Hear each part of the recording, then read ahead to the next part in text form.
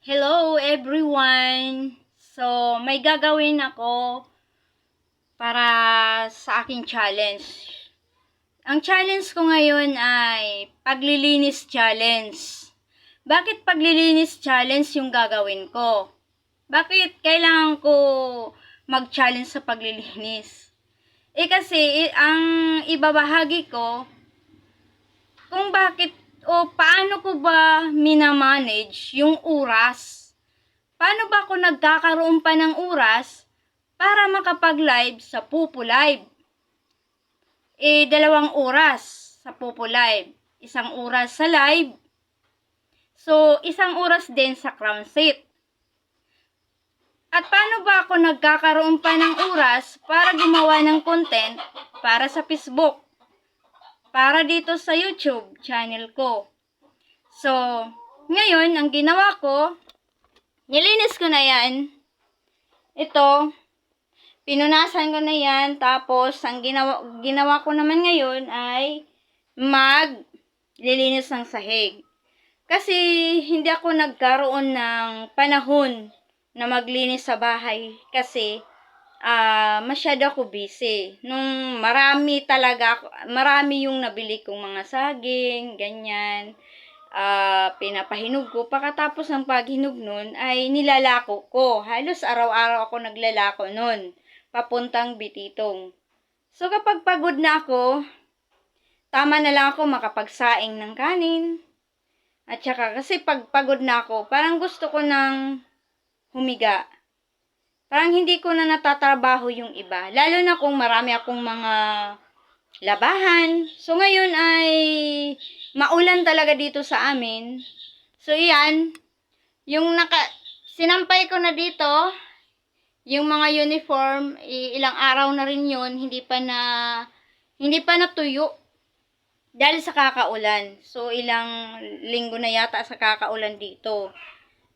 Kaya, ngayon ay nagkaroon ako ng time para maglinis ng bahay. Kaya ito ay tinatawag ko na paglilinis challenge. Kung paano ko pinagmamanage yung oras ko.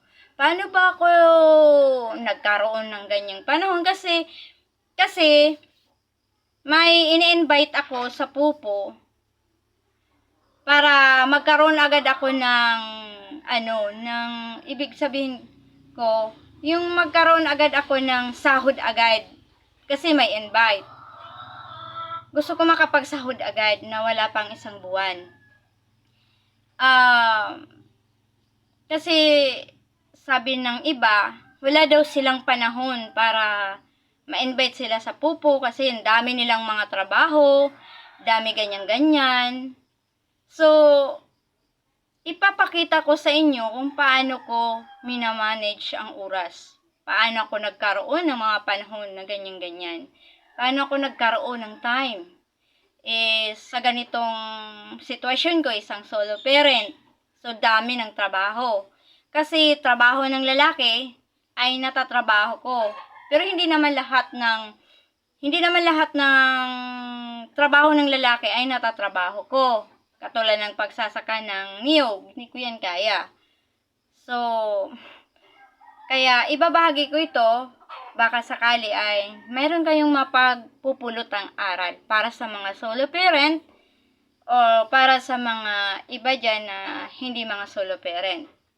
Kasa ng mga pinggan, at meron din akong liligpit na mga kalat. Yan. So, ang balak ko, para hindi makita yung kalat-kalat, yung hindi makita yung mga gamit, balak ko sanang mag-order ng cortina para dyan. Para maanon siya, matakipan yung mga gamit. Gusto ko wala kasing makita. Gusto kong malinis sa pagkita ng aking paningin. Ayaw ko kasi ng magulo. Tinatanggap ko lang ngayon dahil wala akong magawa. No choice. Kasi nung dalaga pa ako, gusto ko kasi malinis at wala akong makita na gulo-gulo. Ang ibig kong sabihin, wala akong makita na mga gamit na makita ng aking mga mata. Yung gusto ko malinis tingnan ang bahay. Hindi magulo.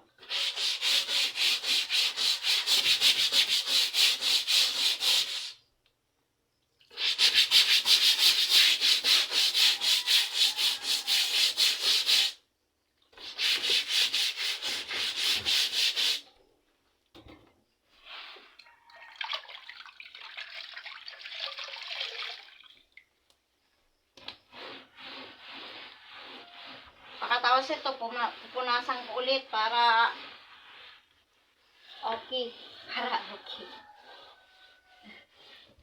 So, hindi ko naman bibidyohan lahat. Kasi maghahaba yung video.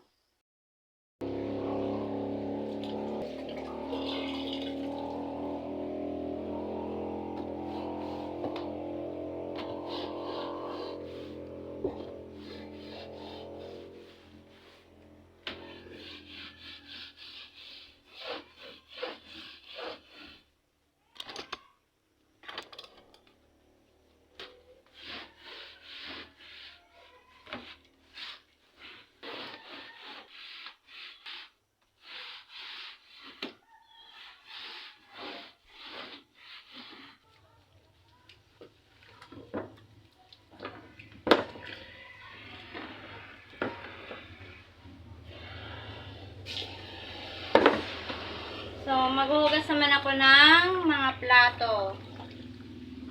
Kasi bahagi ito ng aking paglilinis challenge.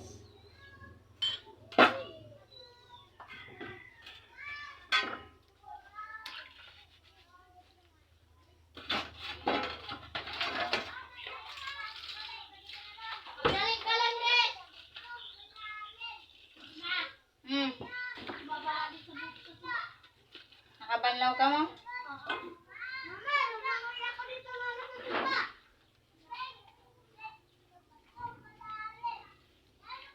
Ipahinuro mo na lang yun ang mga binalawan mo da. Sa palaypayan.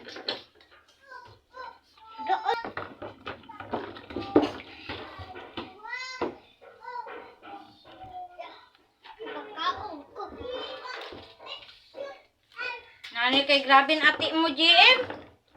Ay, na naman inaman. Kakalinis ko lang di lalaki. Nani na trabaho nyo? Kakalinis ko lang di sa loob. Ay, naano kay dili ako nauyo sa iyo. Lalaki, habugad ako sa nirog sana.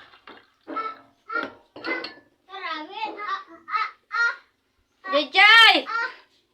Naman kayo nagsulod ka mo, hindi ba lang yun nilinisan na niyo, TL? Hindi ko natin na kontiin. Dili mati na nano? Na balde! Ano sa labas? Aram ka dinda, kakabago ko pa lang din mag-ano, hindi mala siya nag-ano. Laki. Maman, magwantasan paglilinis man. Hindi basta-basta baga din paglilinis. Nagkakaigwagad sa time para luminis. Mabanlaw pa ako. Sabi man laki man ka man. Mabanlaw pa ako. Mabanlaw pa ako. Dapat hindi ka magbasa-basa sulod. Ate lang, basi naman ang hagdanan ha. Mate-ate. Mabanlaw pa. Kakalinis ko lang baga. Dili pagad ako nakalinis tanan ha. Ay! Grabe man lang ka mo man. Mabanlaw na ako. Sa hapon Lalapok na naman din sa loob. Sangga ka. Irog sana. Magtrapo ka mo bago magsulod sa ano. Inasin na kung ginesto lang kay bagan. Wala lang. Wala lang.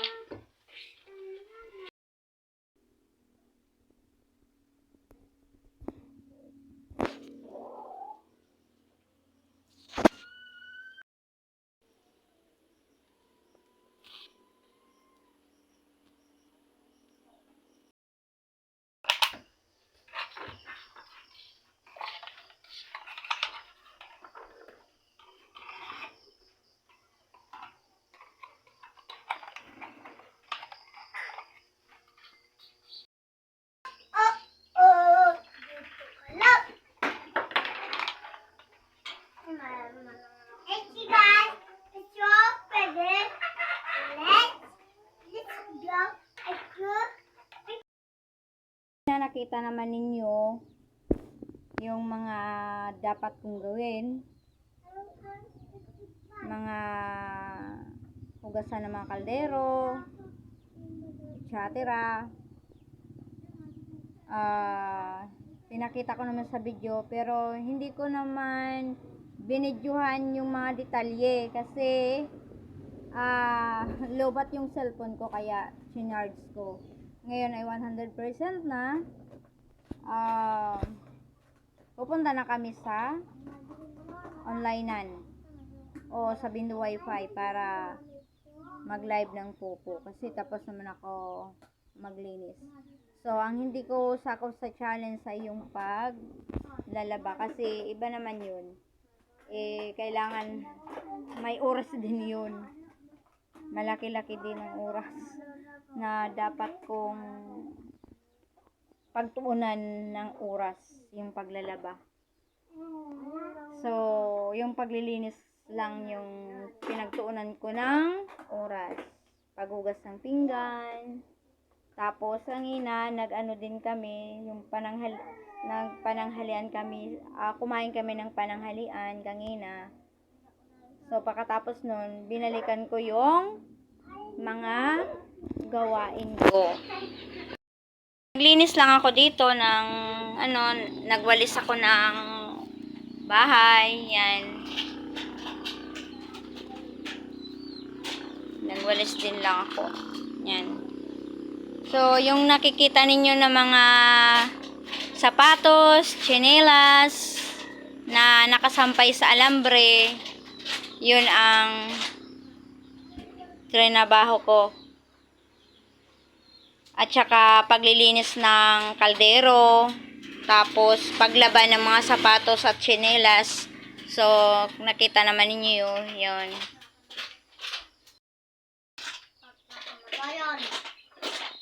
So, ito naman yung ito na ang mga kaldero, kawali, ang mga natapos kong natrabaho.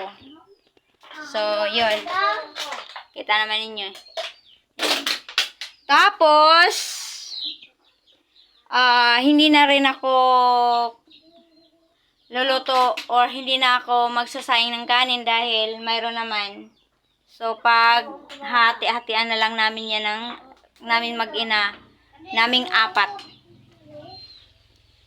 So, dahil pupunta na kami.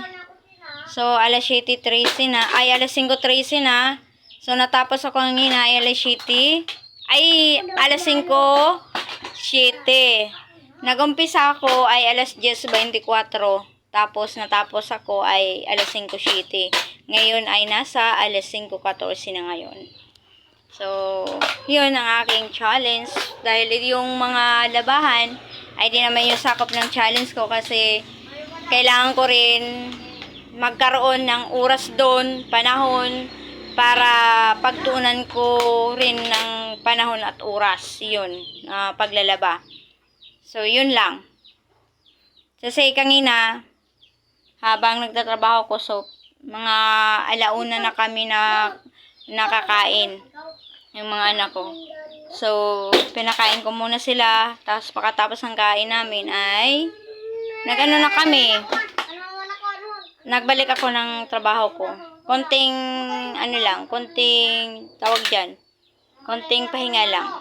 Walang 5 minutes agad ako bumalik ng aking tinatrabaho.